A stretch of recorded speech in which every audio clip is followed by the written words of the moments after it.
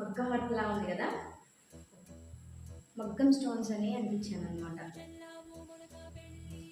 Hands అంతా హెవీగా చేసి బ్యాక్ వచ్చి కట్ వర్క్ ఇచ్చాను కదా. నచ్చితే ఒక కామెంట్ చేయండి. అండ్ షేప్ చూసారా, నెక్ షేప్ ఎంత డిఫరెంట్గా ఉందో.